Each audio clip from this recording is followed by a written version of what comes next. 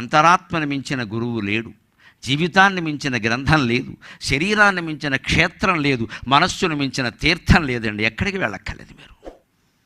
మీరు శరీరమే గొప్ప క్షేత్రం, అదే పుణ్యక్షేత్రం. ధర్మక్షేత్రే కురుక్షేత్రే, అదే క్షేత్రం. మీ మనస్సే గొప్ప తీర్థం. మీ మనస్సులో మీరు మునగండి, ఎక్కడ మునగక్కల. అంటే మనసులో వచ్చే ఆలోచనలు అవి మంచివా చెడ్డవా, అందులో మునగండి, తెలిసిపోతుంది ఏది మంచిదో. మీకు తెలియదా? ఎవరో చెప్పడం ఏంటి?